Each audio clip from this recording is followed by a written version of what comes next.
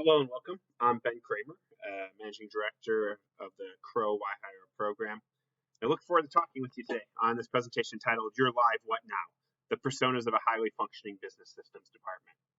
In this presentation, we're going to go through and revisit the need for internal business systems to be focused on continuous improvement and driving more and more economic value every month.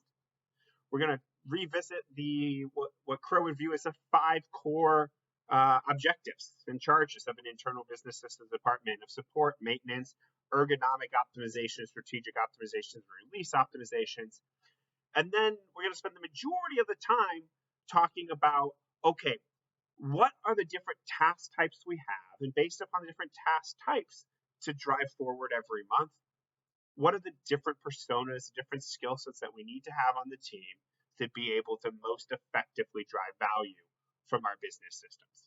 This should be a really enlightening conversation, and I hope that when we get to the end of this, everyone at least has maybe a slightly stronger mental model to think about your current business systems or IT team, the different holes you might have, and different strategies to fill those holes. Now, to get started, like every Oracle presentation, I will start here with the safe harbor statement. I will give you guys just a minute to quickly read this. Feel free to pause this presentation if you want to read it in further. Obviously, the point of SuiteWorld presentations are to further the intellectual community around Oracle NetSuite and help us all collectively drive more value from NetSuite. These presentations themselves are for thought-provoking purposes. They certainly are not intended to be relied upon for purchasing decisions, et cetera, et cetera. So here's the safe harbor statement. Please pause the video if you want to look at it further. But to get going into the actual presentation, I want to start with my story. I've been in the ERP space now for 11 years. And my first 8 years I spent just doing net new implementations, helping companies move off a legacy system, initially onto the Microsoft platform, and for the last 6-7 years onto the Oracle NetSuite ERP platform. And while I loved my time as an implementer, after doing it for 7 or 8 years, I started getting a little bit frustrated and a little bit concerned about the profession, because implementations are hard and challenging. To take people off a legacy system onto a new platform, that's always going to be challenging. And getting to the point of initial go live, most people are exhausted. The implementation company is exhausted, the client's exhausted, the budget is usually exhausted, right? And what that usually means is that most of the time when companies initially go live on a new ERP, whether that's Oracle, NetSuite, Microsoft, SAP, you name it, most of the time when they initially go live, they're only getting a fraction of the value that system promises, right? There's so much more they could do to reduce costs by automating different processes, re-engineering new processes, putting different levels of customization in the system that makes stuff just simply automatic versus having a human do it. The ability to get better reports so that we can make better decisions that drive more revenue. There's so much power that these platforms have. But usually when we're going live, most of the time it's a matter of saying, hey, can we sustain the business? Not can we improve the business immediately at the point of go live. So anyways, after doing it for 7 or 8 years, I started getting a bit frustrated because I felt like after we went live, there's so much more value still to capture. But as an implementation consultant, after 1, 2, 3 months after go live, I was usually gone and off to the next project. And I felt like my clients didn't always have the exact right structure to be able to go and continue to capture ever more value off of this super strong platform that is Oracle NetSuite. So all that being said, give or take 3 years ago, I stopped doing implementations. I made a career shift. And now for the last 3 years, I focus only on companies that are already live on Oracle NetSuite and working hand in hand with the executives at those companies, the business systems departments at those companies, to help them design programs, whether that's agile sprints, whether that's resourcing, you name it, to help them design programs and to get structure to continuously make improvement using their core platforms. That way, every single month, they're getting more and more value out of their business systems. Okay, so with that, let's get into what that passion has been the last 3 years. And some of you who have been to SuiteWorld the last couple of years may notice, and I'm going to reference real quickly two of the presentations I had as we start thinking about what is the advice, what is the strategy to build the best business systems group. So I kind of hinted at it, but let's get into it a little bit more deeper. This is from a presentation 2 years ago. If you want to watch the full presentation from 2 years ago, I do have a link here to the YouTube version of it.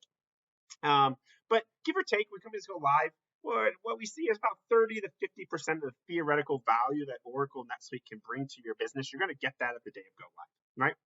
Now, the thing is, if you did absolutely nothing after that, you had no internal support on Oracle NetSuite, you didn't pay for any external support or managed service to help you, what we would anticipate is that the value that you have, let's say you captured 40 at go live, the theoretical value would actually start to go down over time because your business changes. You have slightly different customer requirements, and now your invoice isn't exactly right, or your customer statement isn't exactly right because of change in customer state requirements. Maybe there are some defects. Maybe there are some process flows that were designed that now don't fit the business anymore. So if you did nothing, you'd actually see the value of your business systems go down, right? Now, you could, what most people do when they go live is say, okay, well, I'll just invest in support, right? But support by its very nature isn't about increasing the value or getting ever more value from your business systems. Support is about, hey, if I went down a little bit, get me back up, right? How do I stay at the value that I had when I first started? That's the intention of a support desk, right? Whether you are doing that support by hiring someone internally, whether you're doing that support through a third-party company, support is all about getting you back to the value you were at, but it's not really about continuing to increase the value that you can have, that your business systems can contribute to your business. So approximated here by this green line, and again, if you want to see the full 30-minute details of these charts, you can see the video here. But what we argue here at Crow is that once you're live, you only have a fraction of the value from the system, no matter how good your implementation was. And there's always more value to capture because of changes in your business environment, because of changes in the platform, and because of the fact that you didn't get to the theoretical 100% when you went live because of timeline, people, change management, and budgetary considerations. So this is what we recommend, is that every business system department thinks of themselves not as a keep the ship afloat department, but they think of themselves as a continuous improvement department where every single month they're aiming to add more and more value to the underlying business systems. So once you're live, are you done? In our viewpoint, you're definitely not done because there's always more economic value that you can drive from your business systems to go forward. Now, if you are to do that, and this now comes from our presentation last year, if you are to do that, how, right? How do you keep driving more and more value every month? And in Crow's view, this comes down to 5 different main objectives of your business systems department or your business systems function, right? Whether internal or outsourced, these 5 things have to happen, right? You need support, you need maintenance, you need ergonomic, strategic, and release optimizations. So support and maintenance are easy, right? I think everyone knows what that's referencing, maintenance about all the different upgrades and whatnot that we need to do. Support, going through and, when something degrades, when any performance degrades, how do we get it back to where it was before? Now, by and large, support and maintenance are about making sure we're not going backwards, making sure that we're staying at where we're at. When we start talking about the 3 different types of optimizations, and ergonomic, strategic, and release, these are about, hey, how do we make sure we're getting ever more economic value? Again, economic value because we're helping decrease the cost, aka making more people more efficient, or economic value because we're helping increase revenue, aka helping making sure we're getting the right information to the right people so they can make better decisions, helping make sure we're making it easier to deal with our customers so more customers want to deal with us. So in those, we've got what we call ergonomic optimizations.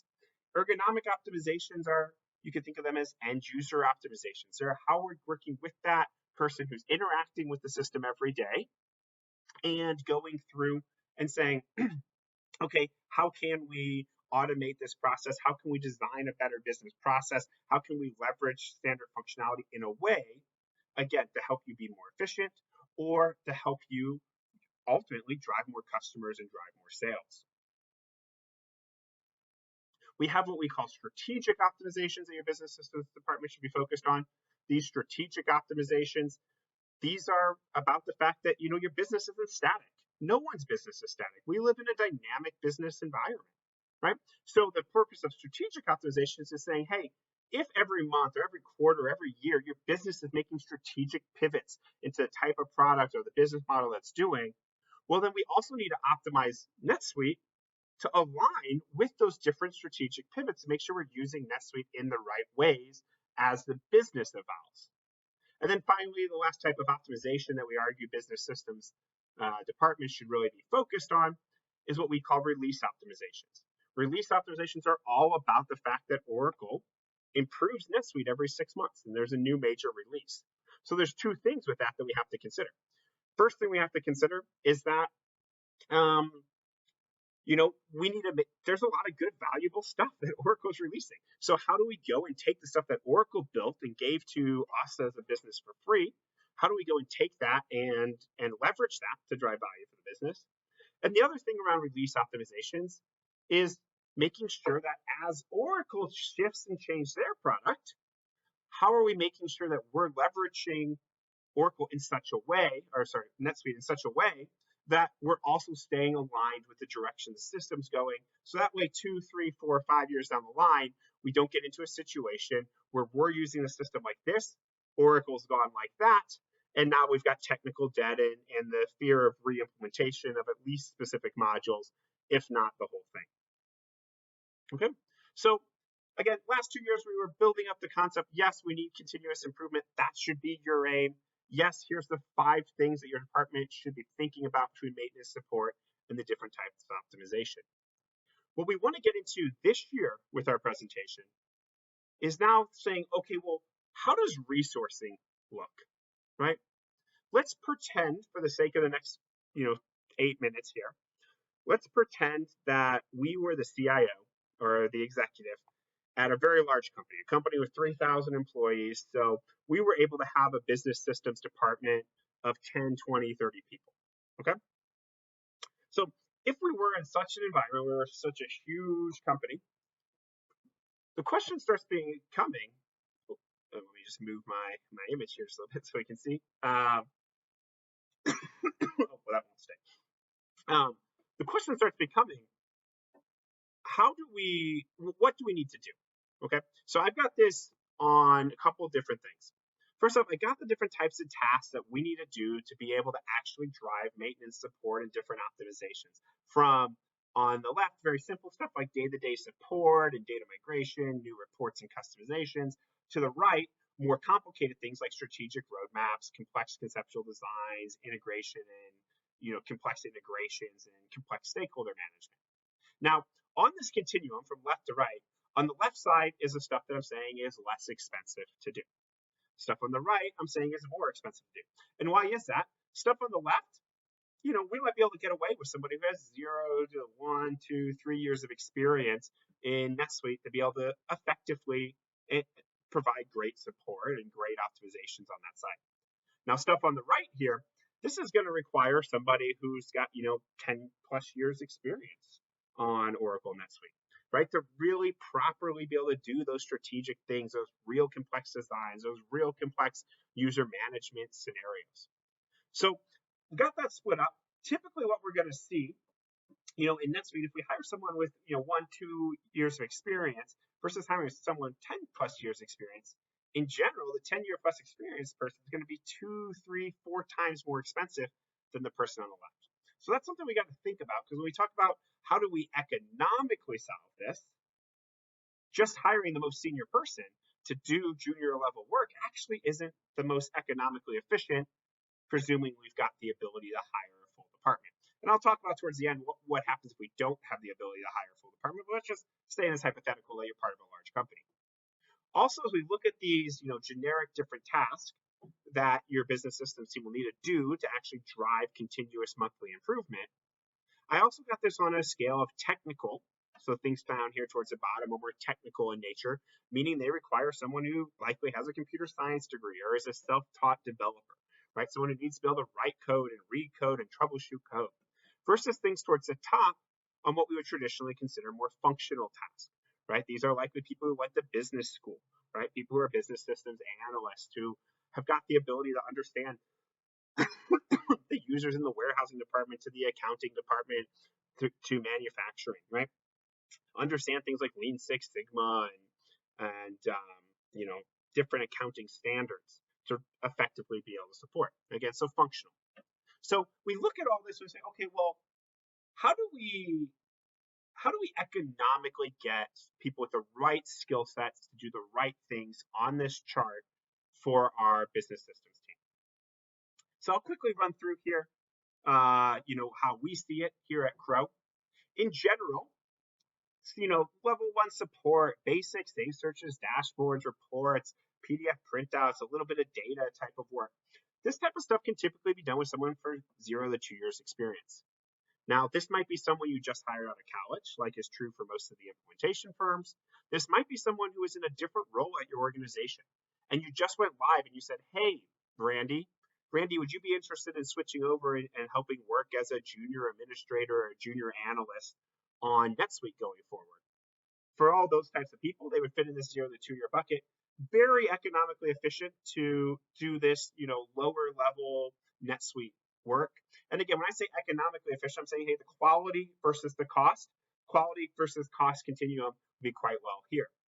But if we ask somebody from a functional background with, say, only 2 years experience to go through and design a real complex customization, or to go through and say, hey, what should your roadmap, your strategic roadmap be? Well, that's not really their skill set. Could they hypothetically do it? Maybe, but they're probably not going to do it with high quality. So let's talk through what the roles look like to fill out the rest of these. First, on the junior technical side, again, basic support, basic data, simple client user event scripts, and more PDF work. That's great stuff. Again, that could be a developer you brought from a different software when you implemented NetSuite. That could be a developer that you just hired out of university, or someone who just wants to switch into development. They're going to be great here. They're not going to be so great at the more complicated tasks. They don't have enough experience in development, but also don't have enough experience in the Suite Cloud platform for it. As we go up in skill, or we go up in experience, in general, a 3-year functional is going to be able to start designing some processes, is going to be able to deal with the different workflows in the system, and obviously can do everything to the left of it. And a 3 to 5 year technical person obviously is going to be very proficient in everything to the left, but very proficient in client user event scripts, very proficient in background scripts and MapReduce, schedule scripts, and some of these more complicated development tasks. But again, someone with 5-year experience, you probably don't want them designing the entire architecture of a complex integration through Del Boomi or Soligo or Workato, right? For 5 years, they're not quite really ready and qualified to do that. Likewise, 5 years functional or technical, they're probably not totally ready to sign off on different approaches to customize stuff. They don't quite yet have enough experience. They could do it, but you're going to run into some problems with technical data wrong approaches if we're asking them to do above their level. So as we go forward and look at 5 to 10 year functional, 5 to 10 year technical, now we're starting to talk about complex stakeholder management, complex designs, complex integrations that they'll be able to do. And finally, if we were to set this out, stuff on all the way to the right of setting our roadmap, dealing with complex conceptual designs, dealing with complex integrations, we would want someone with 10 plus years, a techno-functional expert to be able to drive all this. Now again, this 10-year expert could do everything to the left, but at their pay rate, it's not economically efficient for them to be doing level 1 support. It's not economically efficient for them to be doing safe searches because, again, people here on the left are going to be, give or take, 2 to 3 times more affordable or cheaper than what we're going to have to pay people here on the right of the scale, right? So we really want to keep these more expensive resources doing the things that require their level of expense. And we want to get to stuff that's maybe, doesn't require as much expense to the resources that aren't as expensive. I'm not saying this as a consultant coming in. I'm saying this as if I was a CIO driving a business systems department at this hypothetical 3,000 person company. Now, with all these different roles, you say 1, 2, 3, 4, 5, 6, 7 roles. know that probably 70% of the work in any NetSuite system is going to be here. If I drew a line up, it's going to be on this side. So we really actually need twice as many people at the junior level and at the mid level than we do at the senior level. Again, probably 60, 70% of the work is going to be over here. Only about 30% of the overall work is going to be over here. Okay?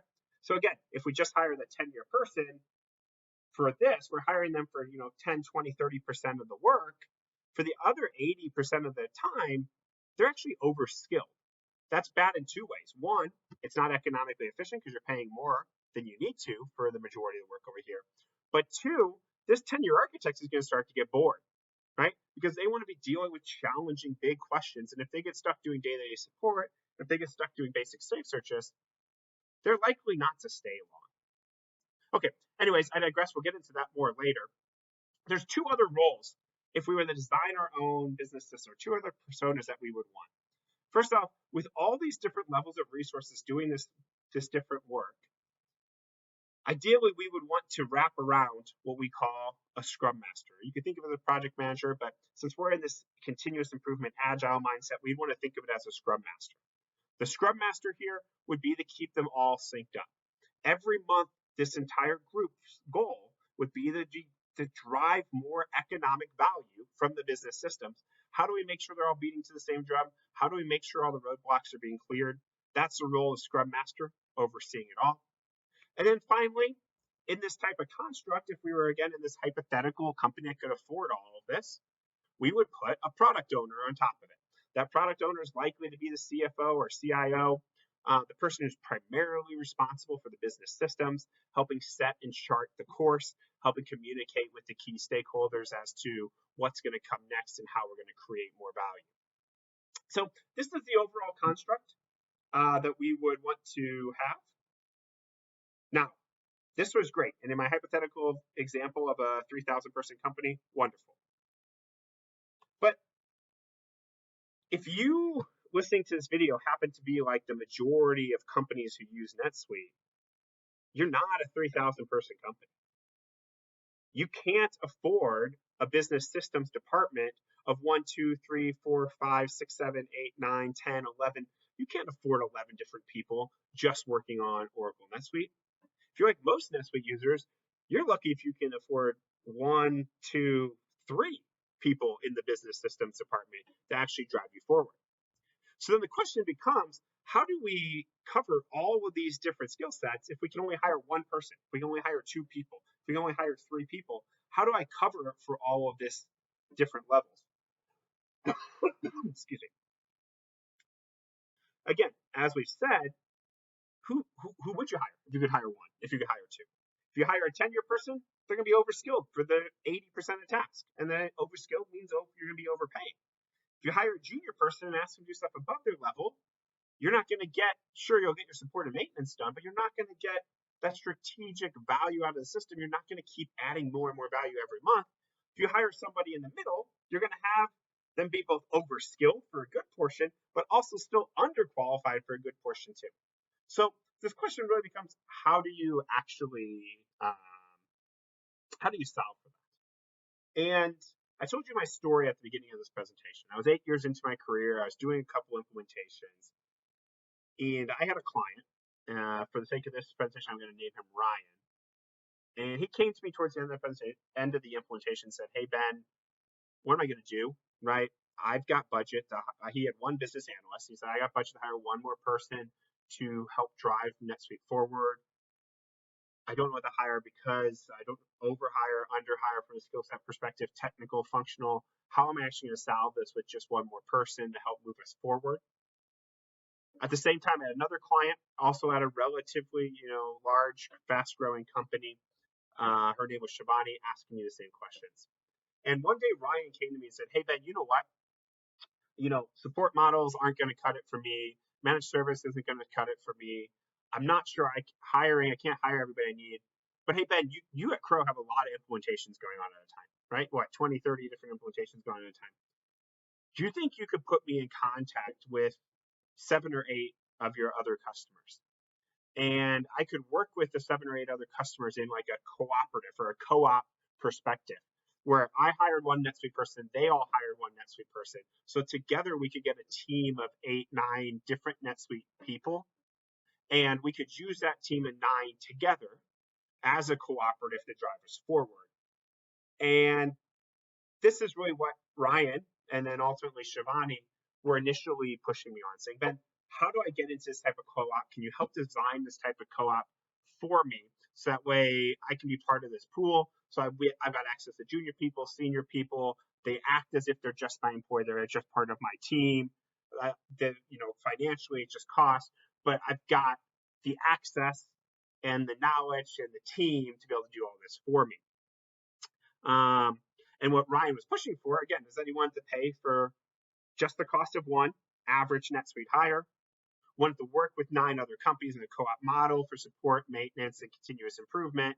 And he said, hey, if I got 7, 8, 9 companies together, then we could hire one solution architect, one technical architect, one functional architect, a handful of technical juniors, a handful of functional juniors, and one scrum master. And we could get this shared unit to be as if they were responsible to all 10 of us in this co-op together, but I believe that would drive us all forward together better.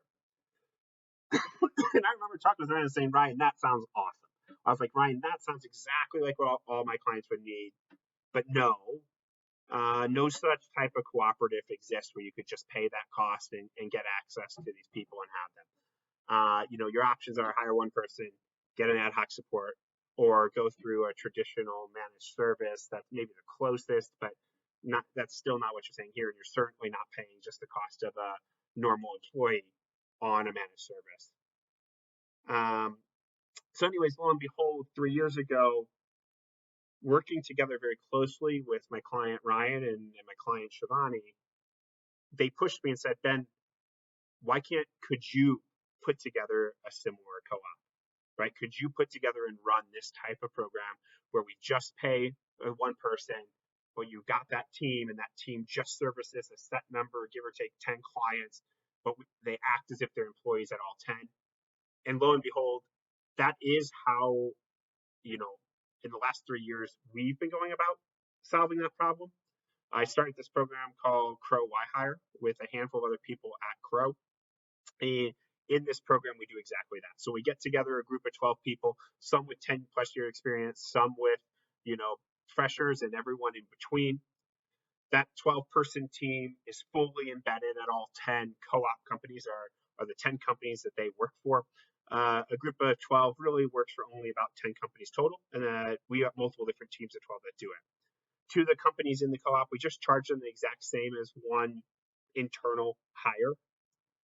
We've got the same contract terms as if it was a hire, so 2-week notice period, at-will employment, no fees or penalties if you cancel or whatnot. And then all 12 people act as if they're an employee at all 10 companies. So what does that mean? All 10 companies know their names. All 10 companies have their phone numbers. They're on the Microsoft Teams, Slack, G-Chat of them. And really what we're trying to do is get this unit to act as if they were responsible for all 10 businesses as a group of employees at all 10 businesses to help drive forward the continuous improvement program there. So that's what we do. That's actually my day job. So now I'll be, end this maybe just on a little bit of a small pitch. This is what we do here at Crow. We've been doing it for 3 years. Most of our clients are very, very happy with this model. We have lots of success and referrals. So if you have any interest, if you're looking at, hey, how am I going to fill the different personas on my team, knowing you can only hire 1, 2, 3 people, right? How can we get our teams of 12 to come in and fit? Maybe you've got a business analyst like Ryan did. Maybe you've got one developer like Shivani has. But then how can we use the other 12, full team employee to act as if and to fill those gaps to help make sure that we're filling all the different skill sets at the right level for you. Again, in our program, we fix the cost to be the cost of an average, 3 to 5 year level employee, but giving you access to the whole team of 12 to drive this in a true monthly continuous improvement program. Our program's not the only way to do it, right? But it is a real challenge, right? It is a real challenge. And I think what I want you to leave this presentation, whether you end up, working with our program or other different types of ways of solving this problem, I want you to leave this presentation thinking about, yes, we want to have a continuous improvement program. That should be our focus as a business systems team. Yes, we've got to do support, maintenance, ergonomic, strategic, and release enhancements. Yes, I need different skill levels to match a quality cost continuum. So how do I most effectively structure my business systems team? Or if you're an administrator, how do you best work with your colleagues to get there, right? If you're a CFO, how do you think about the cost structure and the model to really make sure you're moving forward? Our program offers one answer, but it's not the only answer. And I think the challenge, and hopefully what you leave this presentation with, is really thinking through, okay, how am I going to fill these different personas to make sure that I'm spending the right cost for the right quality at all these different task levels. With that, this is the end of my presentation. I thank you for your time. And if you have any questions, please do feel free to reach out to me at benkramer@crow.com. Thank you, and look forward to talking with everyone again soon.